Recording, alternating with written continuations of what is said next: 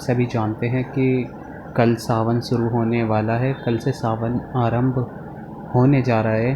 तो अगर ऐसे में आप शिव जी के एक सौम्य स्वरूप जिसे बाल बटुक भैरव के नाम से जानते हैं, अगर आपको उनकी उपासना करनी है सावन के महीने में, क्योंकि आप सभी जानते हैं कि ये दिन जो होते हैं, ये दिन भोले जी की कृपा पाने के लिए ही होते हैं। सावन के दिन बहुत ही पवित्र माने जाते हैं, इसलिए अगर इन दिनों अगर आप भगवान भोलेनाथ के बाल स्वरूप बाल बटुक भैरव जी की उपासना करते हैं तो ये साधना सफल होती है और आपकी हर एक मनोकामना पूर्ण करती है।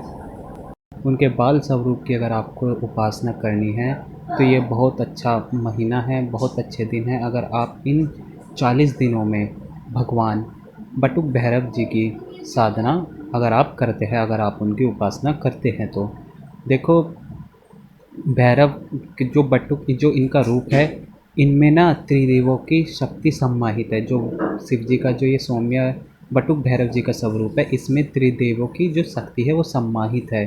ठीक है, इनके इसमें बाल स्वरूप भाव है और श्रद्धा इनके चेहरे पे एक अलग तरह सा चंचल। अगर आप सावन में बटुक भैरव जी की उपासना करते हैं तो अवश्य ही आपकी साधना सफल मानी जाती है।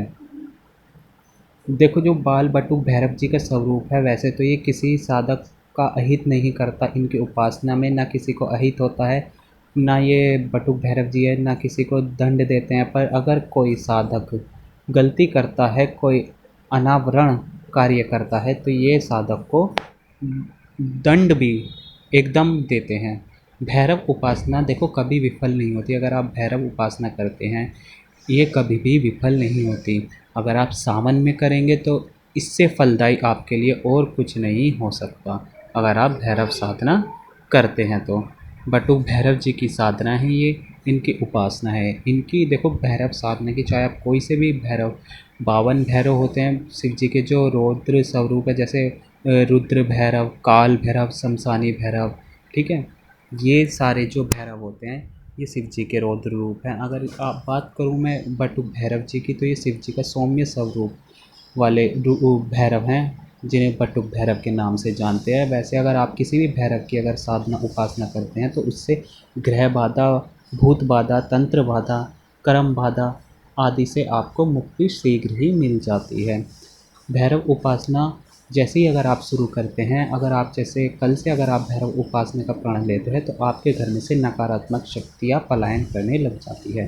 पूजन विधि इनकी बहुत ही सरल है, बहुत ही इनकी जो पूजन विधि है इसमें ज़्यादा आपको कुछ करना नहीं पड़ता। आपको सुबह घर में सबसे पहले स्नान करके पूजा स्थान में आपको बटुक भैरव जी की मूर्ति या फ़ोटो स्थापित करके उनको आसन ग्रहण उनका करवा के उनको लाल वस्त्र के आसन ग्रहण करवाना है आपको, और पंचोपचार उनकी पूजा करनी है आपको बटुक भैरव जी की। इसमें अगर आपको क्या करना है, बुधवार के दिन आपको व्रत रखना, उपवास रखना है बटुक भैरव जी के नाम से। भोग में आपको क्या चढ़ाना है, इनको लड्डू का प्रसाद और शुद्ध गाय के घी के आपको इनका दीवा जलाना है। और संभव हो तो जो प्रसाद आप बटुक भैरव जी को दे रहे हैं वही प्रसाद आपको छोटे बच्चों को प्रसाद दे देना है। और ध्यान रहे, पूजा समाप्त होने के बाद आपको श्यान को रोटी ज़रूर देनी है, मतलब आपको कुत्ते को रोटी ज़रूर निकालनी है, कुत्ते का भी भोग आपको ज़रूर निकालना है। तो इनकी उपासना का मंत्र है ओम ह्रीं बम बटुकाय अपदुग्ध रनाय करु करु बटुकाय ह्रीं स्वाहा।